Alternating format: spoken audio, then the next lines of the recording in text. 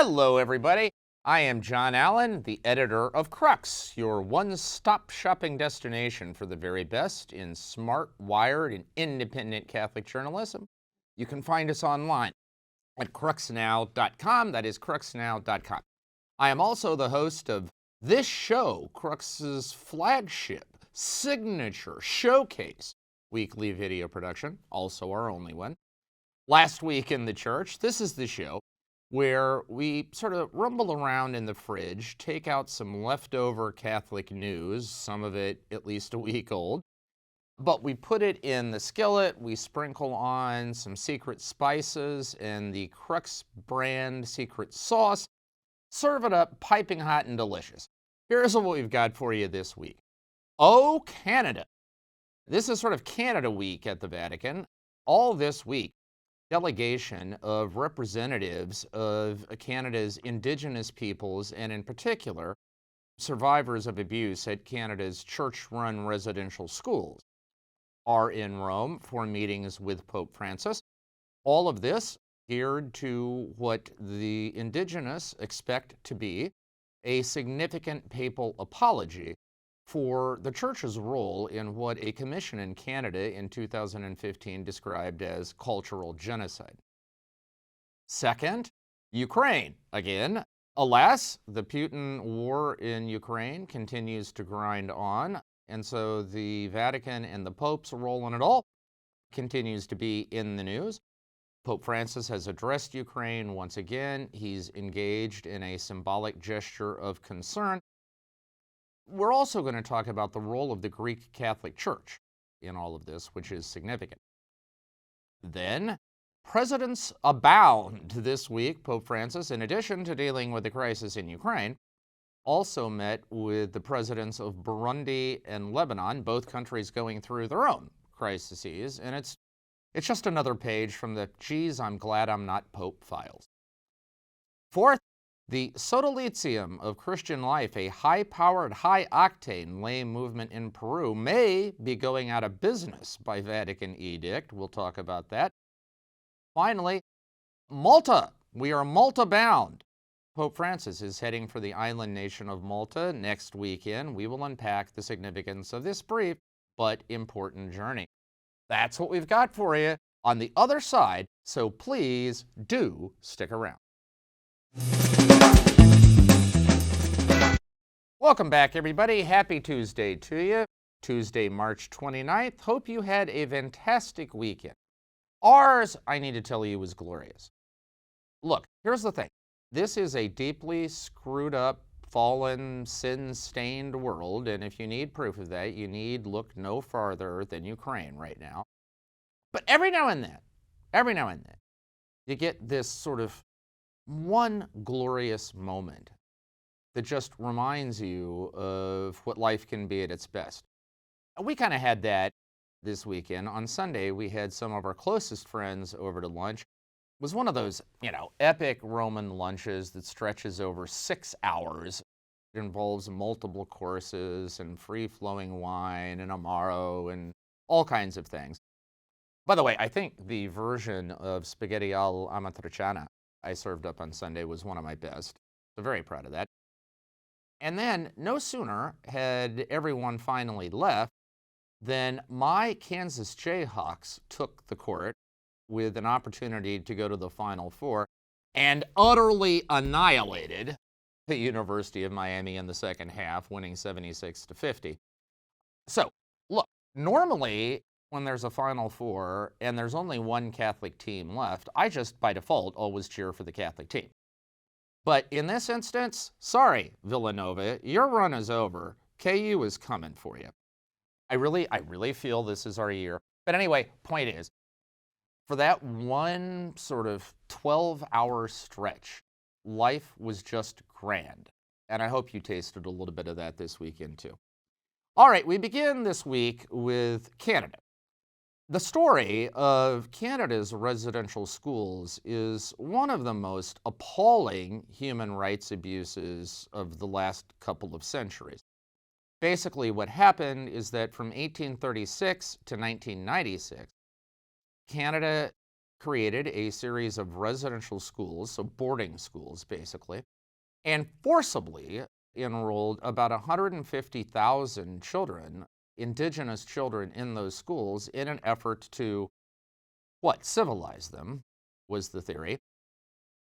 The abuse that went on in these schools in terms of physical abuse, rape, malnutrition, rank neglect, was just god-awful. Now, this has been known for a while, but what happened recently is that at one of these residential schools, the remains of 215 indigenous children who were just tossed unceremoniously into a mass grave and whose bodies told the tale of horrifying abuse and neglect, re-galvanized the conscience of the nation. And because most of these residential schools were run by the Catholic Church, sort of under contract to the government, obviously the Church is a major player here. Canada's bishops have apologized repeatedly. They've created healing commissions.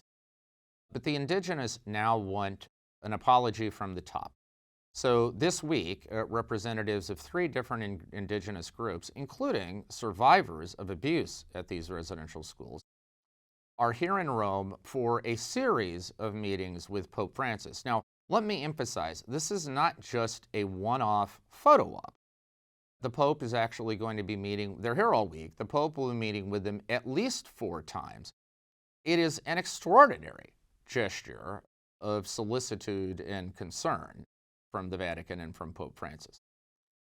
Brings to mind 4 points. One, because everybody expects Pope Francis is going to deliver the apology that the indigenous want. So this will become part of the evolving story of papal mea culpas. So far as we know, the first pope, because, in the old days, being pope meant never having to say you're sorry, right? You never admitted error. You never acknowledged bad judgment because that was seen to compromise the dignity and the majesty of the office. So far as we know, the first pope in modern times to actually sort of formally, publicly apologize for something was Paul VI. In 1966, he gave a bishop's ring to Archbishop Michael Ramsey of Canterbury, the head of the Church of England, and apologized for Catholic mistreatment of Protestants. But it really reached a crescendo under Pope John Paul II, who in many ways was the Pope of apologies. John Paul, in 1997, I have a friend and colleague, the legendary Vatican writer Luigi Accadali. He did a book on papal apologies. He counted more than 100. It began in 1979 when he apologized for the Church's handling of the Galileo case. And this was 1997. John Paul hadn't even had his great liturgy of repentance in 2000, where he apologized for pretty much everything under the sun. And so Francis has apologized, and Benedict apologized to abuse survivors, and Francis is now doing the same thing. It is another reminder, folks, I suppose, that although we love to style Francis as a maverick, in many ways, what he's doing is an extension of what came before. All right, secondly, we should note that this visit of the indigenous this week is basically seen as a kind of down payment on a papal trip to Canada. The indigenous don't just want an apology in Rome, they want the Pope to come to their country and, in a sense, apologize to the whole nation. It is widely expected Francis will take that trip, could come as early as this summer. Now, another element about all this is that it is also yet another papal meeting with abuse survivors. First such a meeting occurred in the United States in 2008 when Pope Benedict met with a delegation of 6 abuse survivors at the papal embassy, the Nunciatura, in Washington. And this has become, in a way now, standard papal protocol. Calls for such a meeting were repeatedly rebuffed under the John Paul years, but now they are, one hates to say this, but they are almost routine. And it is another example of how, for the Vatican's legendary stick in the muddiness, that it's just unchanging and eternal, actually, the truth of it is, when they want to, they can change on a dime. That is how it is. And finally, we should note that this is also another chapter in the Pope's kind of on-again, off-again relationship with North America, which has never been all that great. But, in this instance, it is a clearer demonstration of kind of outreach and concern from the Pope. And as ever, we will see how it goes. We'll have full coverage on the Crux site. All right, shifting gears to Ukraine. Pope Francis, in his Sunday Angelus address, once again addressed the crisis in Ukraine, and in fairly dramatic fashion. You heard the Pope saying, basta, basta, which is the Italian for enough, right? That's enough. It was a kind of visceral, gut-level thing. It reminded me a bit Pope Paul VI's famous address to the United Nations in 1965, and that immortal line, guerra non mai più. Non mai più. Never again, war, never again. And so it is yet another demonstration of the Pope's personal concern about all this. But he didn't just restrict himself to words this week. He also engaged in a symbolic gesture of solidarity. The Vatican is donating an ambulance, nice, modern, tricked out, fully functional ambulance to Ukraine. But they didn't just put it in a shipping container and, drop it into Kiev or whatever. Actually, the Pope's top charitable official, Polish Cardinal Krajewski, got behind the wheel and drove the ambulance himself to Ukraine, just to make sure that everybody got the point that this is not an item on a checklist, it's not a pro forma thing, but this is the Pope's personal, fairly dramatic concern. Also, this week, the University of Notre Dame announced that Archbishop Boris Gudziak, who is the highest-ranking official of the Greek Catholic Church in Ukraine, is going to be delivering the annual commencement address. Now, under any set of circumstances, Gudziak would have been a no-brainer choice. We're talking about a guy who graduated from Harvard, studied under Henry Nouwen, went on to become the founder of the relaunched Greek Catholic University in Ukraine after the fall of the Berlin Wall. He built that university, as he called it, on the wings of two different groups. One, the Ukrainian martyrs. Remember that Ukraine was the most martyred church in percentage terms anywhere in the world in the Soviet era. And then on the disabled, obviously building upon the legacy of Henry Nouwen. At the university, they call the disabled professors of human relations. Gudziak is probably on anybody's top 10 list of most important public intellectuals in the Catholic Church right now. He would be on that list. So under any set of circumstances, this would be a great pick. Obviously, given the context, it is also a powerful statement of concern for Ukraine. And all this leads to a little bit of food for thought, which is from the beginning of this madness, and that's really the only word for it, this madness in Ukraine, one big ticket question has been, what the hell is Putin doing? What is he after? Some people think, he's trying to rebuild the old Soviet empire. Some people think he has these Ruski Mir visions of reconstructing the old Russian empire under the Tsar. However, there was a very provocative piece in the New York Times last week by a retired history professor named Jane Burbank, who argued that actually what Putin is trying to do is revive a kind of Eurasian imperial vision for Russia that was very popular in the 1920s and then with the Bolshevik Revolution was suppressed for 70 or 80 years, but is now coming back to the fore. Basically, the goal here is to reconstitute the old Mongol Empire radiating out from Eurasia. That was the largest empire in human history in terms of contiguous landmass, with Russia and Russian Orthodoxy at its very core, as a permanent counterweight to the godless, decadent, egoistic, whatever bad word you want to use, West.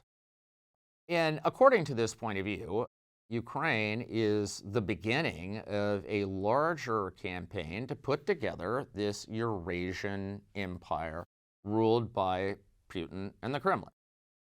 Now, let's assume that that's true. Does that in any way help explain what he's doing in Ukraine? Well, I would submit that it does. Because if you're looking at the countries of the old Mongol Empire, you're talking about Moldavia, Belarus, Armenia, Azerbaijan, some of the Kazakhstan, and so on. All of these countries, what they have in common is that they have no significant Catholic footprint. I mean, there are small Catholic communities in all of these places, and of course, we don't measure importance in the church by size, but nevertheless, in terms of having like the human social capital to really make a difference, there really is only Ukraine. I mean, bear in mind that Ukraine features the only Catholic university between Poland and Japan. It is home to the Greek Catholic Church, the largest of the Eastern churches in union with Rome. Features about 5 million followers inside the country and 3 or 4 million in a diaspora outside. And it punches above its weight significantly. The Greek Catholic Church was a lead actor in the Orange Revolution that swept one pro-Moscow regime from power and brought a more pro-Western, enlightened, moderate leadership to the country.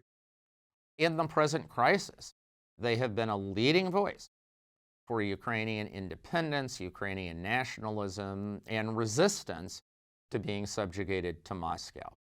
My point is that the Greek Catholic Church in Ukraine is the only significant source of spiritual resistance to Putin's agenda in his projected empire.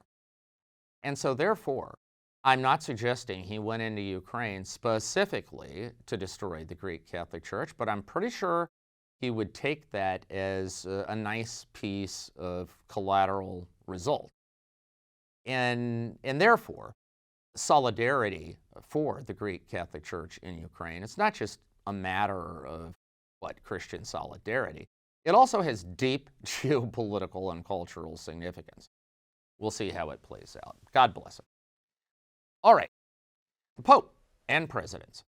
This week, Pope Francis met with the presidents of Burundi and of Lebanon.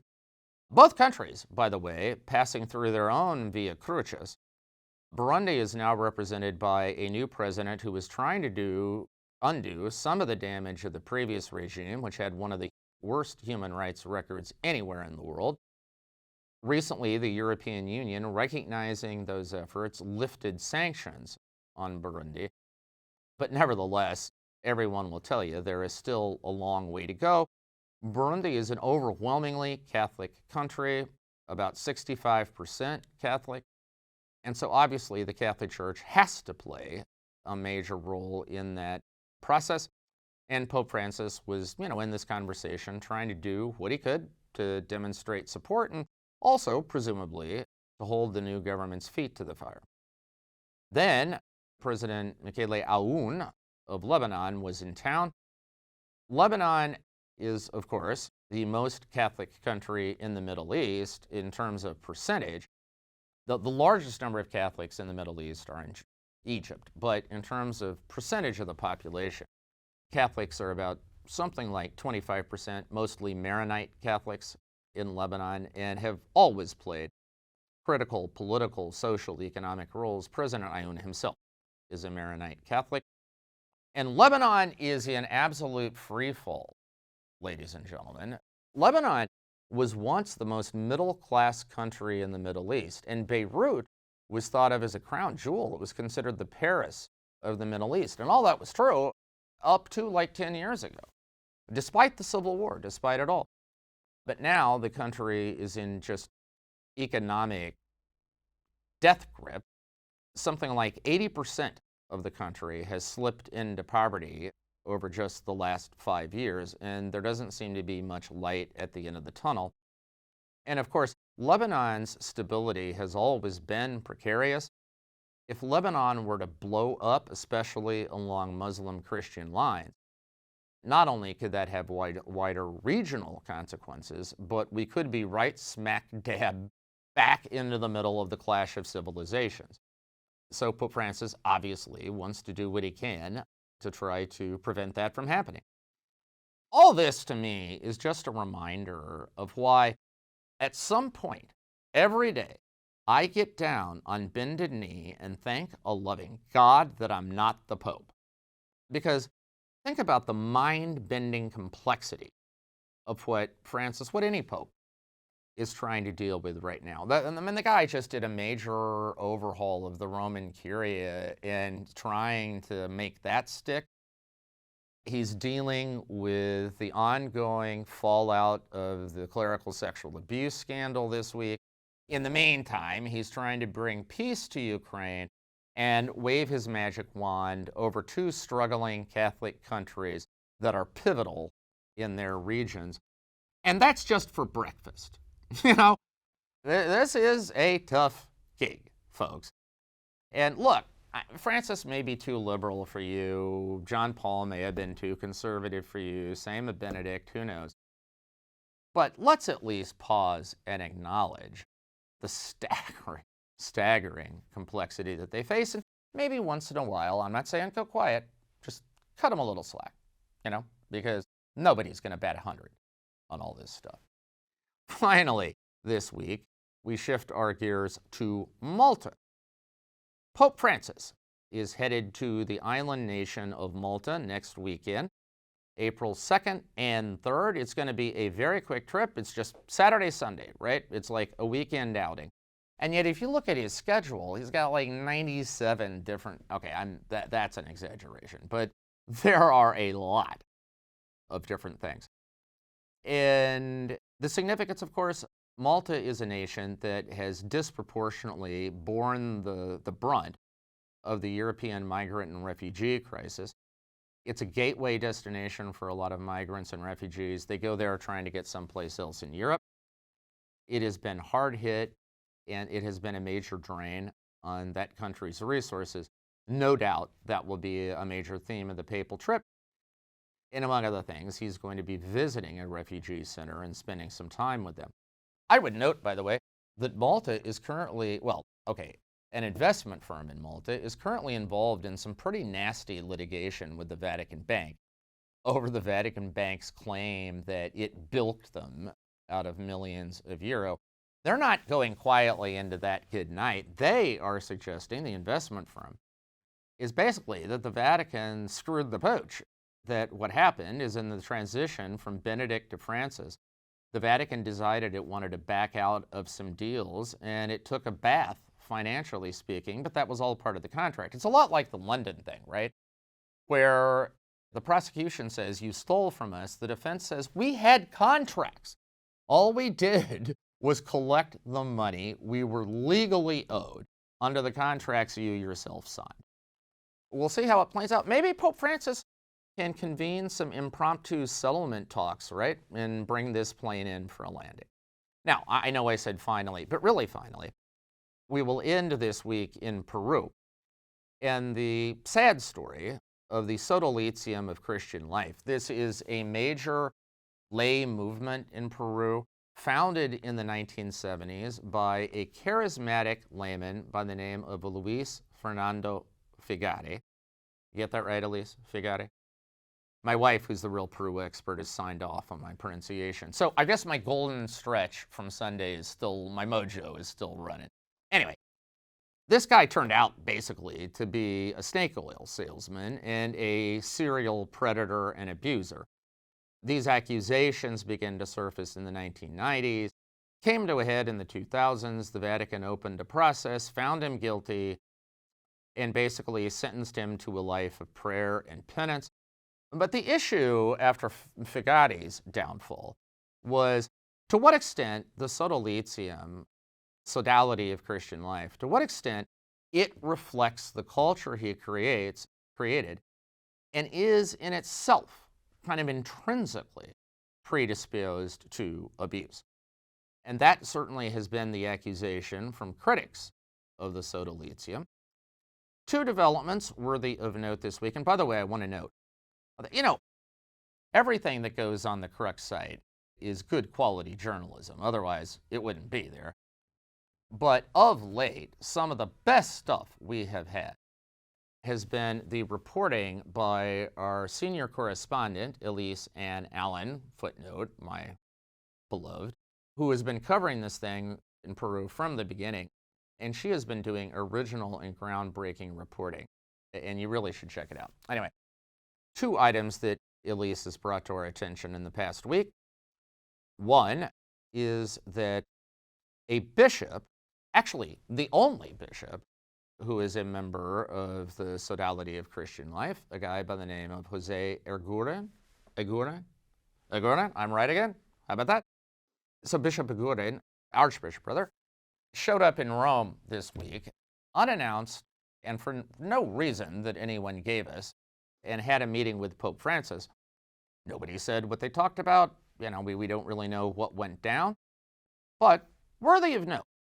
And particularly in context of the second item Elise has reported on, which is that a lawyer who was representing survivors of abuse in the Sodalitium in civil cases in Peru has said, and by the way, this just says out loud something that has been kind of an open secret in Peru for a while, that the Vatican has a case regarding the Sodalitium in its hands, has for a good long while, and that may be heading to conclusion, and it is possible that the Vatican could simply suppress the Sodalitium. That is, turn out the lights, the party's over.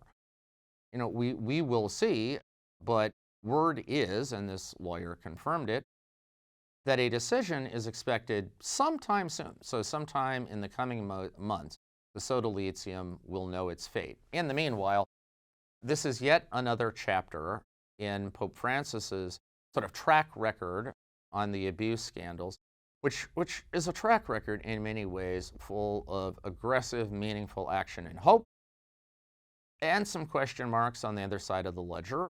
The Zenqueta case, this Argentine bishop just recently convicted of sex abuse that the Pope brought to Rome for no reason that he's ever given anyone. The lack of crackdowns on senior prelates. There are still two Catholic cardinals in Chile who presided over the most galling sex abuse scandal in the world. Nothing's happened to them, ecclesiastically.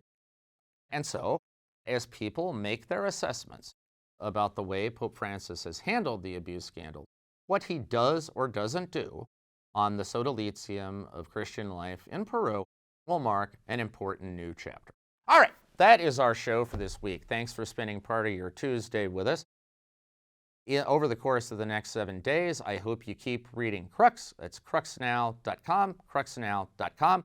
When you visit the site, you will find a nice and easy way to make a donation to support this show. I want to remind you, I love doing this show. I hope occasionally you get something out of it. But this does not come free. We've got this nice studio here in Rome. We've got high-tech cameras and lighting. And all that stuff has to be paid for. And if we don't find a way to generate a little bit of revenue around this show, it's going to be increasingly difficult to justify those expenses. So, if you like Last Week in the Church, if you want us to keep rolling, please, if you could, in some small way, help us out, it would mean the world. Okay, stay safe, stay healthy, have a fantastic and blessed week. And if you remember nothing else from this program, Rock Chalk Jayhawk, go KU. Let's go Hawks! Thanks. We'll talk to you again soon.